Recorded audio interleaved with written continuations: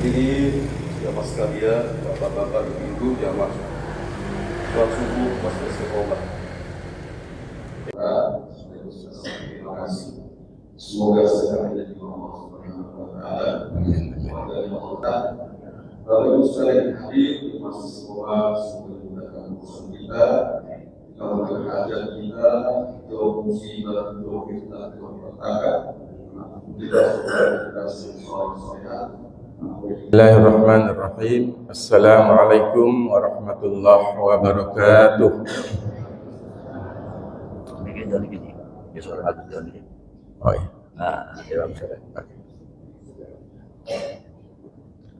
Alhamdulillahilladzi asbahna wa asbahal mulku lillahi rabbil alamin.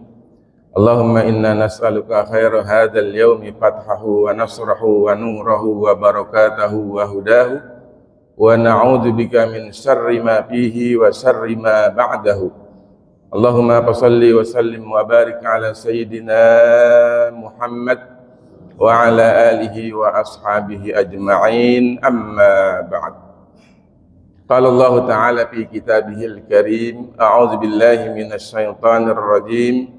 Walladzina idza fa'alu fahishatan aw zalamu anfusahum dzakarullaha fastaghfaru lidzunubihim wa may yaghfiruz dzunuba illallah wa lam yusirru ala ma fa'alu wa hum ya'lamun.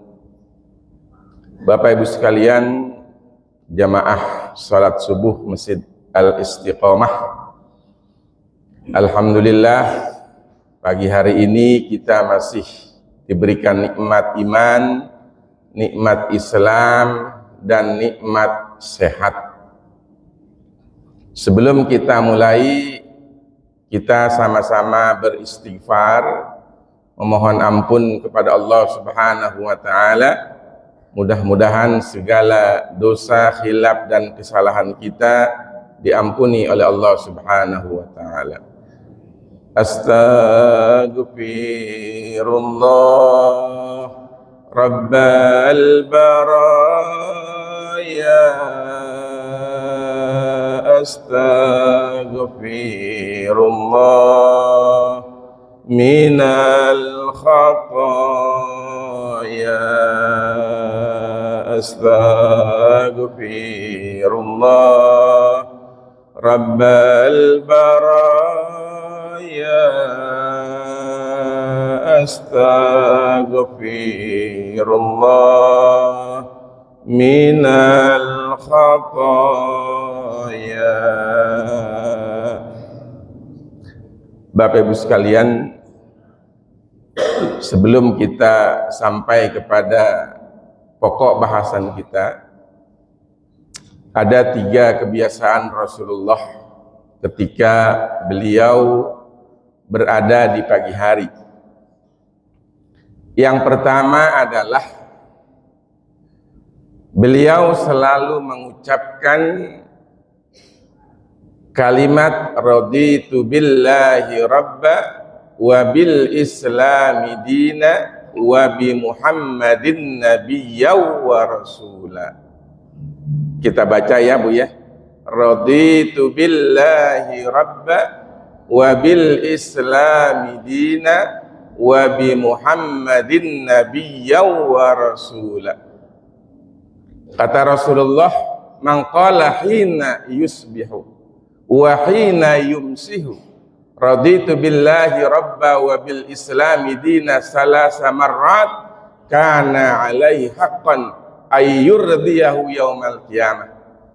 Siapa yang masuk pagi hari, dia mengucapkan raditu billahi rabba dan selanjutnya, maka kata Rasulullah, dia adalah orang yang sangat layak, sangat pantas untuk mendapatkan ridho Allah pada hari kiamat. Ya. Kebiasaan yang kedua adalah Rasulullah selalu bertanya kepada sahabat. Di antaranya adalah Haris. Kaifa asbahta ya Haris? Gimana kabarmu pagi hari ini wahai Haris? Haris menjawab, azabtu nafsi anid dunya. wastahartu layali wa azma'tu nahari wa ka'anni anzuru ahlal jannati yatazawaru. Bagaimana kabarmu hari ini, pagi ini, wahai Haris? Haris menjawab, baik-baik ya Rasulullah. Aku dalam keadaan orang beriman yang hakikat. Kemudian, apa tanda kamu orang beriman? Maka menjawab Haris, pada hari ini, pagi hari ini, aku menahan diri dari segala kemewahan dunia. Dan malam hari aku sholat malam. Di siang hari aku berpuasa. Maka dengan itu semua aku melihat para calon ahli penduduk surga saling damai, saling bersalaman, saling membantu. Dan saya melihat seakan-akan orang yang ahli neraka itu saling membenci, saling bermusuhan, dan lain sebagainya. Yang ketiga adalah kebiasaan Rasulullah selalu bersedekah di pagi hari. Oleh karena itu, kencelengnya boleh nih pagi-pagi diputer ya. Karena pagi hari, kata Rasulullah, waktu yang sangat baik untuk bersedekah. Kita mulai pagi hari ini dengan bersedekah, dengan berinfak. Ya, karena kata Rasulullah, ma min yaumin yusbihur rajul illa wa malakani yanzilani fayaqulu ahaduhuma Allahumma anfik munfiqan halafa Allahumma ati mani'an talafa. Ya Allah, tidaklah pagi hari kita berada kecuali dua malaikat turun. Yang satu berkata, ya Allah, berikanlah ganti yang banyak kepada orang yang pagi hari ini dia berinfak, dia bersedekah. Tapi berikanlah kehancuran bagi orang-orang yang menahan dirinya untuk berinfak dan bersedekah. Terutama kita sedekah ya, teman-teman kita yang kena musibah di Aceh, di Sumatera Barat dan sekitarnya. Kemarin saya bertemu langsung dengan teman yang kebenaran dia menguji promosi doktor di jurusan PAI. Dia bilang apa? Pak, bencana Aceh sekarang ini adalah tsunami kedua. Cuman tidak oleh medsos itu tidak terlalu ekspos. Jadi harga cabai Bu berapa? 200.000. Harga pertalit berapa? 30.000. Ya, itu yang saya dengar langsung dari orang Aceh ya.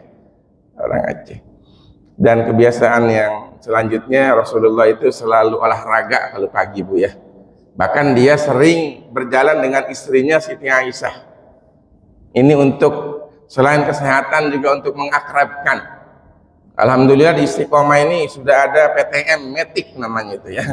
Ya, saya termasuk yang ya penggemar ya. Ustadz Nurjen ya, kemudian siapa lagi? Ustadz Sofyan ya. Alhamdulillah ya. Olahraga adalah sunnah Rasulullah ya. Baik Bapak Ibu sekalian, pada pagi hari ini kita bahas persoalan yang menurut saya sangat penting ya, karena orang sekarang punya alat digital yang paling gampang ini HP ya. Ada yang nggak punya HP di sini Bapak Ibu sekalian? Ada nggak? Nggak mungkin kan? Nggak ada ya. Tapi apakah ya alat digital ini banyak membawa dosa atau banyak membawa pahala? Itu. Nah, persoalan gangguan mental di zaman modern ini banyak diakibatkan oleh penggunaan alat digital. Ya.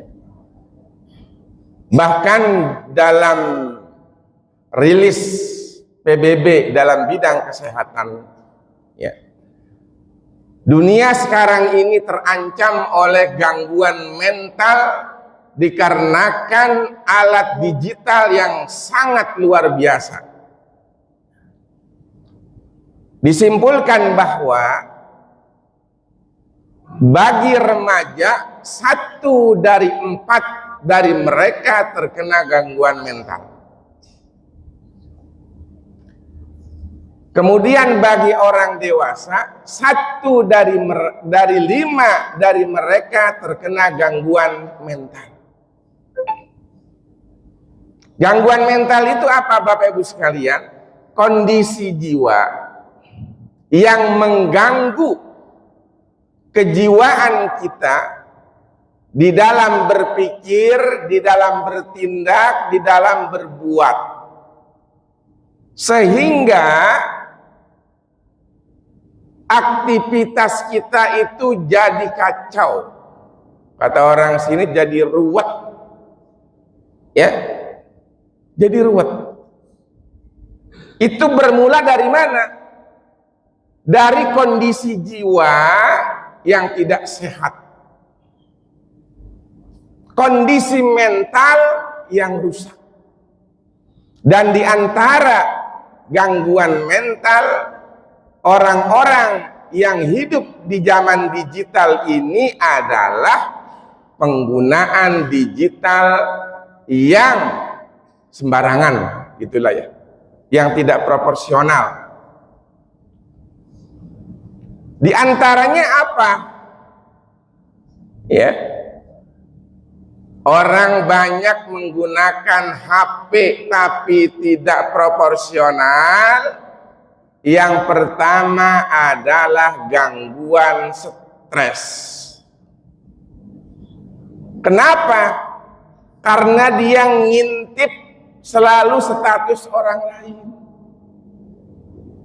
Iya, ngintip nggak Bu status orang lain?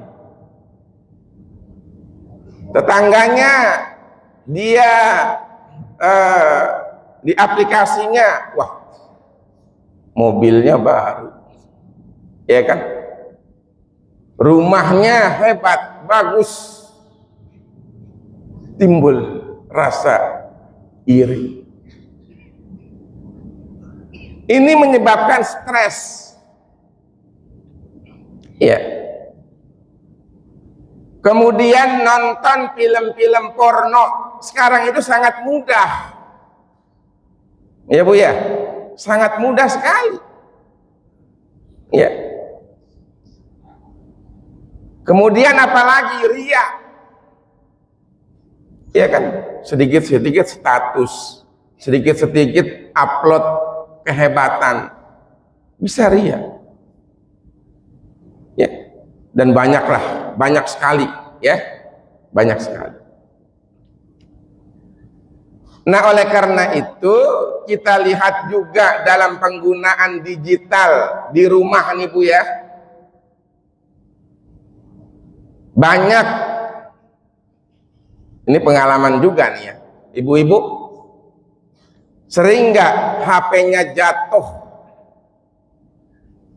ya? Ketika menggunakan HP karena ngantuk, sering nggak Bu?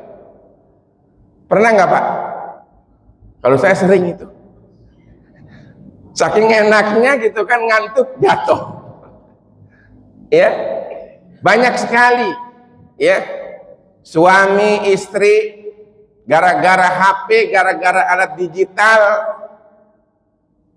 jadi bermasalah. Ya, jadi bermasalah. Oleh karena itu, ya, jadikanlah alat digital ini adalah untuk menghantarkan kita masuk ke dalam surga, untuk banyak mendapatkan pahala, bukan mendapatkan dosa. Karena hoak-hoak itu kan dari HP itu. Ya. Nah, ini banyaklah dosa-dosa daripada ya penggunaan alat digital itu. Nah sekarang Bapak Ibu sekalian, salah satu solusi. Bagaimana kita mendapatkan terapi untuk mengantisipasi dan mengobati penyakit-penyakit mental, diantaranya adalah rasa stres, rasa bingung, rasa sedih dan sebagainya. Resep yang paling hebat adalah banyak-banyak beristighfar. Apa itu? Astaghfirullahaladzim. Cukup. Astaghfirullahaladzim. Ya. Itu yang paling gampang, paling mudah. Semua kita bisa itu. Tapi Siti Aisyah pernah bertanya kepada Rasulullah, "Ya Rasulullah, ajarkanlah aku istighfar yang super, sayyidul istighfar." Kemudian Rasulullah mengajarkan kepada istri beliau, apa Bu sayyidul istighfar? Allahumma anta rabbi la ilaha illa anta khalaqtani wa ana abduka wa ana ala ahdika wa wa'dika mastata'tu a'udzu bika min syarri ma sana'tu abu'u laka bi ni'matika alayya wa abu'u bi dzambi faghfirli fa innahu la yaghfiru dzunuba illa anta. Hafal Bu? Hafal nggak? Pulang ketemu nggak ntar nih? Hafal nggak Bu pulang? Iya, nggak ketemu menyasar ya. Ya, itu. Ya, hafal ya. Kalau astagfirullahaladzim itu udah biasa. Kalau sayyidul istighfar itu sangat luar biasa. Kenapa saya berani memberikan tema pembahasan pada pagi hari ini bahwa istighfar terapi dari gangguan jiwa ini sangat kuat sekali. Ya. Dalam Al-Qur'an perintah istighfar itu sangat banyak sekali. Faqultu astaghfiru rabbakum innahu kana ghaffara. Ya. Beristighfarlah kamu, sesungguhnya Allah itu Maha Pengampun. Yang kedua adalah hadis Rasulullah sallallahu alaihi wasallam. Apa? Man lazimal istighfar ja'alallahu min kulli hammin faraha wa min kulli dhaikin makhraja wa razaqahu Allahu min haitsu la yahtasib. Siapa yang selalu beristighfar, maka Allah akan memberikan 3 jaminan. Yang pertama adalah ketika di dalam kesedihan Allah memberikan kegembiraan. Jadi kalau lagi sedih Bu ya, lagi gelisah, ya banyak istighfar. Astagfirullah Rabbal baraya, astaghfirullah minal khataya.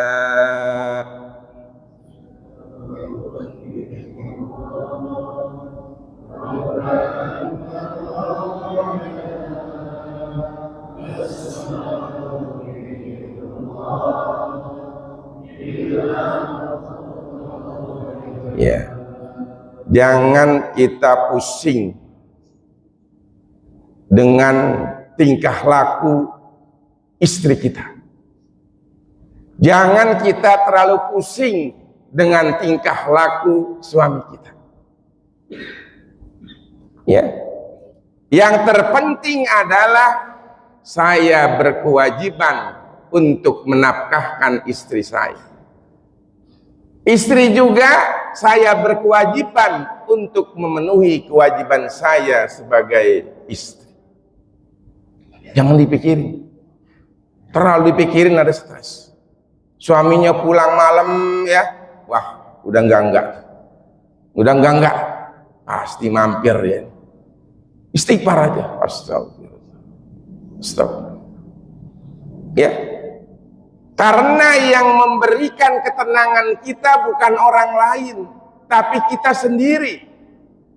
Oleh karena itu kata Rasulullah, kalau kita dalam keadaan sedih, dalam keadaan gundah gulana, dalam keadaan gelisah, istighfar banyak-banyak. Ya. Yang kedua apa? Wa min kulli dhaiqin makhraja. Tatkala kita dalam kesulitan, dalam kesusahan, Allah berikan jalan keluar. Kalau kita banyak istighfar. Ya. Kesulitan banyak dalam hidup Bapak Ibu sekalian. Ya. Sudahlah istighfar saja. Allah akan berikan jalan keluar. Wa razaqahullahu min haitsu la yahtasib. Jaminan yang ketiga adalah Allah akan memberikan rizki yang tidak pernah diduga-duga. Rizki itu apa Bu? Duit, mata duitan. Ya. Rizki itu adalah sesuatu yang bermanfaat untuk kehidupan kita, itu adalah rizki. Sehat rizki tidak? Sehat Bu ya? Sehat ya? Orang banyak yang ratusan juta untuk berobat. Ya.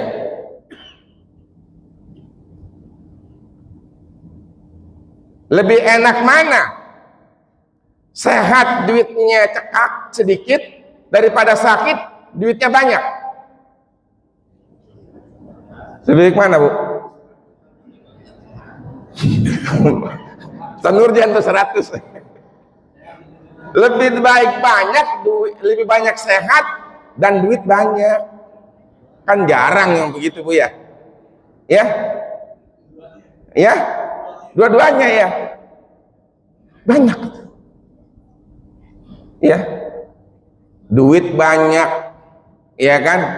Maaf ya, udah pensiun, ya, wah sakitnya juga ngantri, tensi darah tinggi terus, kolesterol tinggi, apalagi tuh, kencing manis, ya, karena dia nggak mau mati, maka dia berobat. Wah, berobatnya kemana-mana itu, ratusan juta. Ya, jadi rizki itu sehat rizki, ilmu rizki, ya, tenaga rizki, istri yang soleh rizki, suami yang soleh rizki, anak yang baik rizki, tetangga yang baik rizki. Main pingpong rizki juga. Iya betul. Karena stres agak hilang dengan main pingpong ya. Iya. Ya itu rizki. Ya. Jadi Allah akan memberikan rizki kepada kita yang nggak pernah kita duga-duga.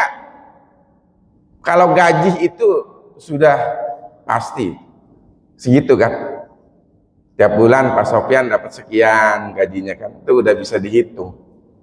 Ya kan? Buat biaya anak, buat ongkos apa macam-macam. Ya, makanya nggak apa-apa gaji sedikit, tapi pendapatan yang banyak. Ya punya kontrakan, ya kan?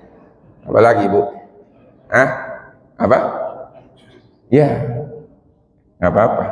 Ya, ya, katanya harus outbox perang itu. Jangan hanya yang ada, tapi kita bisa berbuat yang lebih luas lagi untuk mencari harta ya yang halal. Karena orang mukmin yang kaya lebih baik daripada yang tidak kaya. Mukmin yang sehat lebih baik dari mukmin yang sakit-sakitan.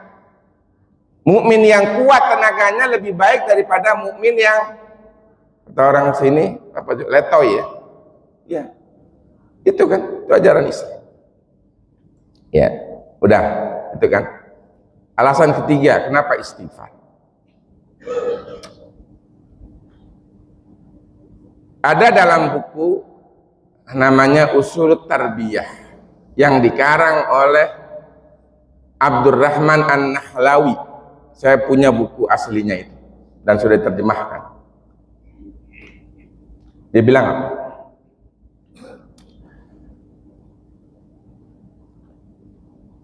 Istighfar ya adalah salah satu zikir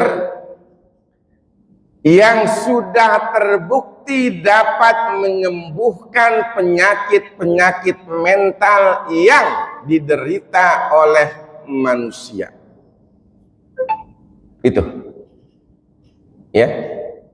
Kalau di Indonesia ada, dulu saya pernah belajar dengan beliau, mungkin Pak Nurjen juga pernah tuh ya, namanya Profesor Dr. Zakia Derajat, Allahumma ighfir laha warhamha. Dia adalah psikolog Islam pertama di Indonesia yang mengembangkan kesehatan mental melalui ibadah. Ya. Itu bukunya banyak sekali. Ya. Kemudian para ulama lain juga ya, ini siapa namanya, Husain bin Muhammad Al-Mahdi dalam bukunya Sayyidul Afkar Bil Adab wal Akhlaq wal Ihkam. Apa dia bilang? Terapi mental dengan banyak beristighfar itu lebih hebat, lebih manjur, lebih mujarab daripada teori-teori psikologi modern untuk menyembuhkan penyakit mental. Itu. Ya. Jadi istighfar adalah terapi yang paling hebat, unggul dibandingkan dengan terapi-terapi yang dirumuskan oleh ahli kejiwaan modern sekarang. Gitu. Ya. Jadi memang ya luar biasa istighfar. Ya, kita istighfar lagi Bu ya. Astaghfirullah Rabbal baraya, astaghfirullah minal khataya. Ya. Kemudian Ibnul Qayyum yang dikutip oleh Imam Ibnu Taimiyah, dia mengatakan istighfar adalah zikir yang memiliki keutamaan yang lebih dibandingkan zikir-zikir yang lain, karena di dalamnya adalah satu pengakuan yang jujur dari seseorang terhadap dosanya, terhadap kesalahannya kepada Allah Subhanahu wa Ta'ala. Jadi yang istighfar ini di dalamnya ada pengakuan Bu ya, bahwa kita ini salah Dan memang kita banyak dosa. Ya kan? Kullu bani Adam al-khatta'un wa khairul khatta'in al-mustaghfirun. Setiap kita ini banyak kesalahan, banyak dosa, dan orang yang terbaik dari orang yang banyak dosa itu adalah orang-orang yang selalu beristighfar. Ya, yang selalu beristighfar. Ya. Jadi istighfar merupakan satu zikir yang memiliki keutamaan yang lebih dibandingkan zikir yang lain, karena di dalamnya ada pengakuan, ada penyesalan, ada perjanjian untuk tidak berbuat lagi. Kalau udah seperti itu kita tenang, Bu. Kita tenang.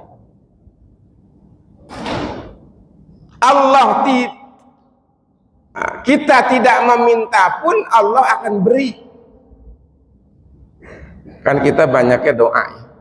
Ya bagus itu doa kan. Ud'uni astajib lakum. Istighfar kita tidak meminta, tapi kita mengakui orang yang salah, orang yang berdosa. Allah tahu kebutuhan kita. Allah tahu apa yang kita hajatkan. Jadi istighfar itu tanpa meminta, Allah akan berikan. Allah akan apa? Allah akan penuhi hajat kita. Itu kehebatan istighfar. Ya.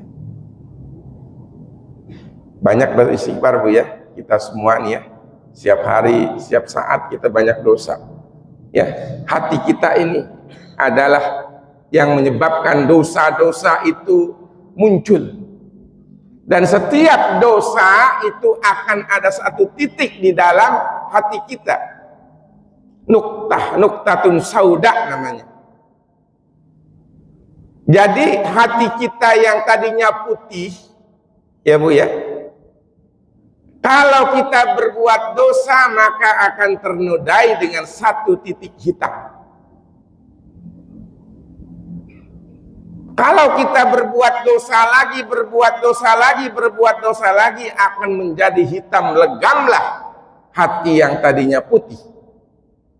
Kalau sudah hitam semuanya, ini kata orang Ciputat, udah gelap pikiran, gelap perasaan, gelap. Makanya maaf ya Bu ya, orang yang berbuat dosa dia tidak langsung minta ampun, dia akan melakukan dosa-dosa lain yang lebih besar. Tadinya sih ya maling 100.000, enggak taubat, bisa berapa nanti? 1 juta. Ngambil uang 1 juta enggak tobat, 1 miliar. 1 miliar dia enggak tobat juga, jadi koruptor. Itu gara-garanya apa? Berdosa tapi tidak cepat untuk bertobat. Ya. Jadi kalau kita berbuat dosa dan itu ya kita lakukan banyak setiap hari, banyak-banyak beristighfar supaya kita tidak terjerumus kepada dosa-dosa lain. Ya. Jadi Rasulullah bertobatnya berapa kali? Beristighfarnya berapa kali sehari semalam? Berapa kali? Ya ayyuhan nas tubu ilallah wa ana atubu bil lailati wan nahar mi'ata marrah. Ya. Wahai manusia, bertobatlah, beristighfarlah. Karena aku saja beristighfar sehari semalam tidak kurang dari 100 kali. Nabi punya dosa nggak, Pak? Punya dosa nggak? Istighfarnya 100 kali. Lah kita yang dosanya banyak. Ya. 3 kali juga lupa kadang-kadang. Ya. Ini dapat kita ambil pelajaran. Contoh Rasulullah, orang yang suci, orang yang bersih dari dosa, istighfarnya itu 100 kali nggak kurang. Dalam hadis itu. Dalam hadis itu. Ya. Astaghfirullah Rabbal baraya, astaghfirullah minal khataya. Ya, Bapak Ibu sekalian, iblis itu ya, dalam sebuah hadis, setiap saat dia ingin menghancurkan kehidupan manusia. Ya. Dengan apa? Dengan dosa. Dengan dosa. Akhlaqun nas bizunub. Setan, iblis nih, baik berupa yang benar, ya, yang beneran nih, setan ada yang beneran tuh, yang dalam gaib. Ada setan yang pakai peci, pakai sorban, ya, pakai jilbab, bisa saja, ya. Akhlaqun nas bizunub, saya akan berusaha menghancurkan kehidupan manusia dengan dosa. Kalau orang sudah tergelincir dalam dosa, setan itu senyum, tertawa. Ya. Keluarganya bisa hancur, profesinya bisa hancur. Ya kan? Jadi pejabat tinggi tapi akhirnya pakai baju oranye. Baju oranye. Ya. Itu setan, itu iblis sudah berhasil. Tapi dia bilang gini, dia jujur kata setan. Wa ahlakuni bila ilaha illallah wal istighfar. Tapi kata setan, kata iblis, mereka dapat menghancurkan aku dengan kita banyak mengucapkan la ilaha illallah dan mengucapkan istighfar. Tuh, setan itu lemah. Ya, kalau kita banyak mengucapkan la ilaha illallah dan istighfar, setan nggak bisa apa-apa, nggak bisa berkutik. Alaikum bila ilaha illallah wal istighfar fa aksiru minhuma. Fa inna iblis qala ahlaqtun nas bizunubi wa ahlakuni bila ilaha illallah wal istighfar. Banyaklah kita mengucapkan la ilaha illallah dan mengucapkan istighfar, karena iblis berkata, aku akan hancurkan kehidupan manusia dengan dosa. Tapi mereka juga sebenarnya bisa menghancurkan aku, kata iblis, kata setan. Apa? Dengan banyak mengucapkan la ilaha illallah dan mengucapkan istighfar. Iya. Insya Allah kalau setan beneran, Ibu ya, Pak, kita bacain ayat kursi, dia lari. Kalau yang setan berbentuk manusia, dibacain ayat kursi, malah nyari kursi. Paham Bu ya? Iya. Nah Bapak Ibu sekalian, selain kita nih Bu ya, yang beristighfar, malaikat pun ya itu juga beristighfar kepada kita. Beristighfar kepada kita. Apa aktivitas yang menyebabkan malaikat itu memohon ampun kepada Allah agar dosa-dosa kita diampuni? Di antaranya adalah orang-orang yang hadir ke majelis ilmu. Tuh.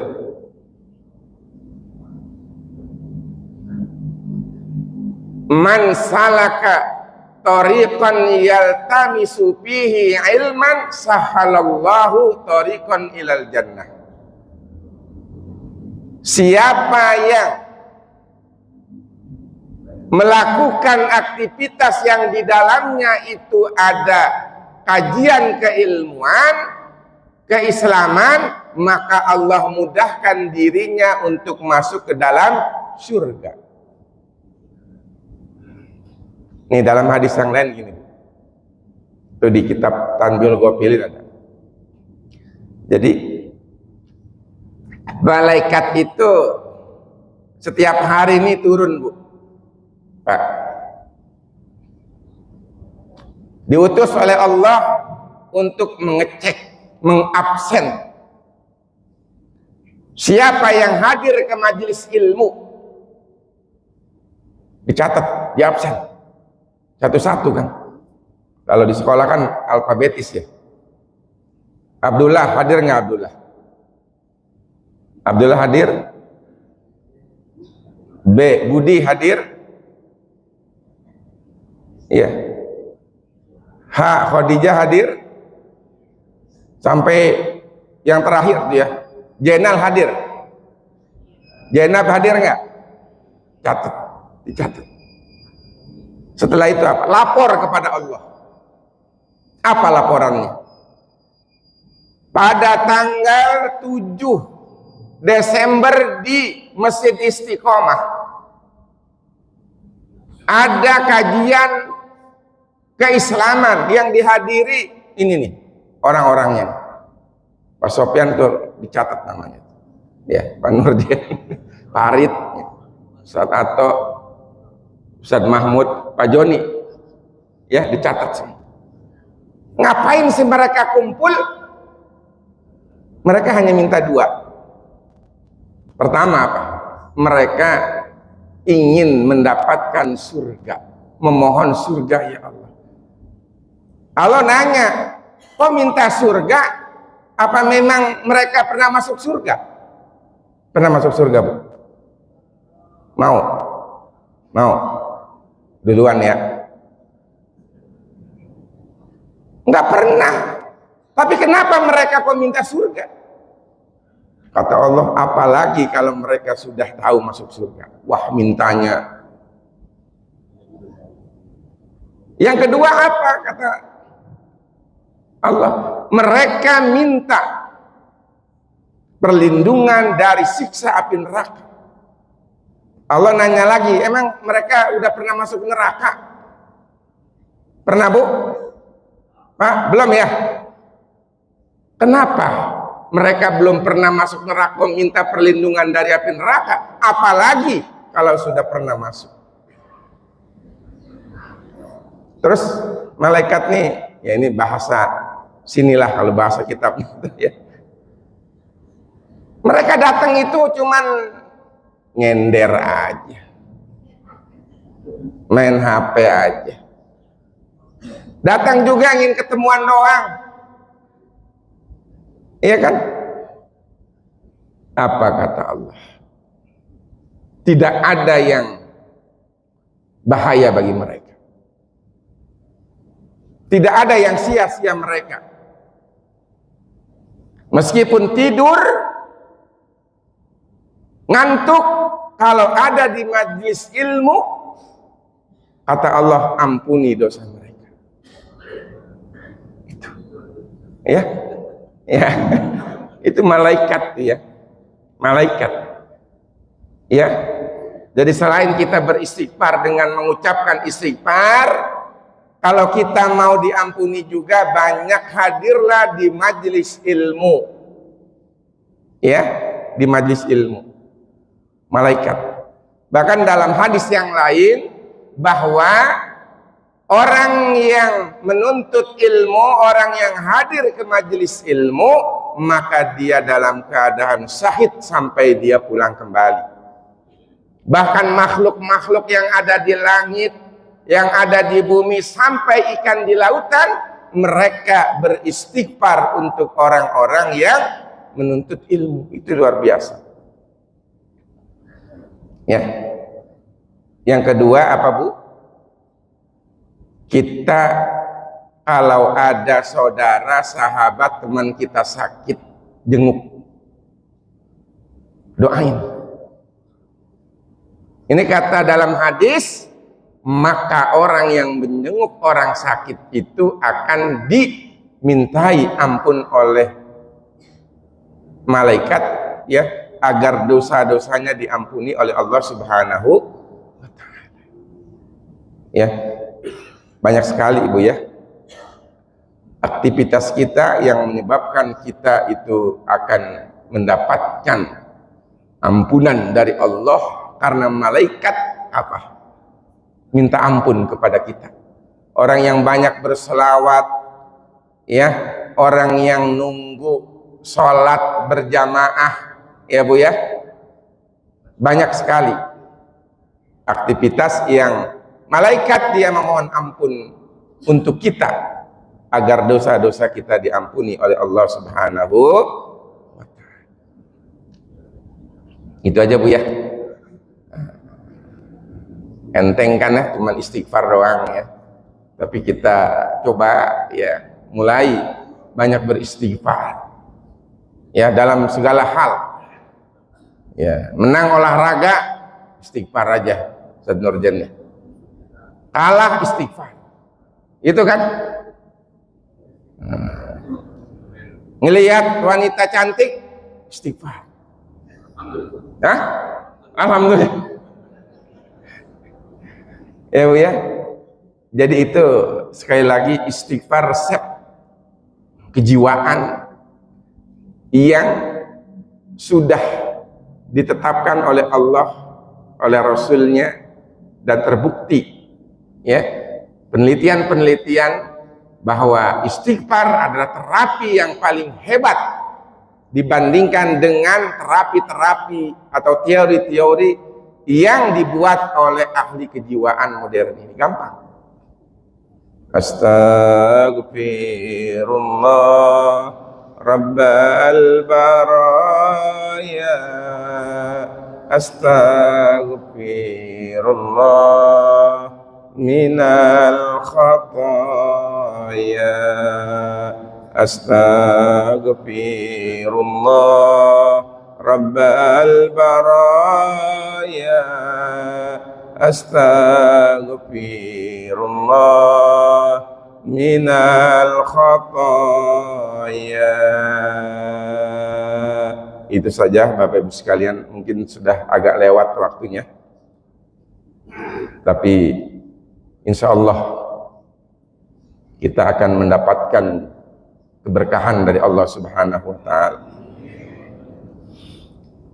Dan kita mohon kepada Allah, mudah-mudahan sisa umur kita nggak tahu nih ya, siapa yang duluan nggak tahu ya. Kalau bisa saya mah belakangan aja dah. Kita nggak tahu ya, banyak itu ya.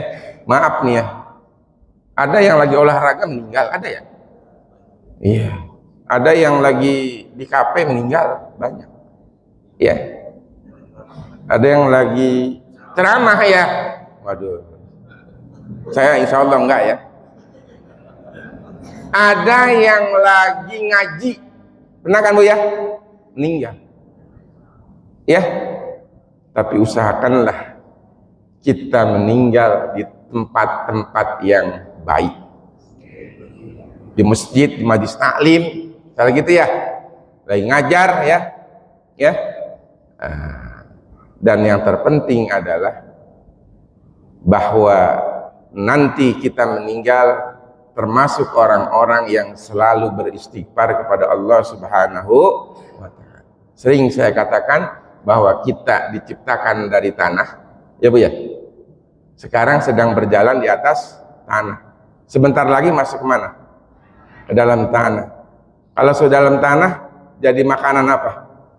Binatang tanah. Udah hidup itu seperti itu, selesai.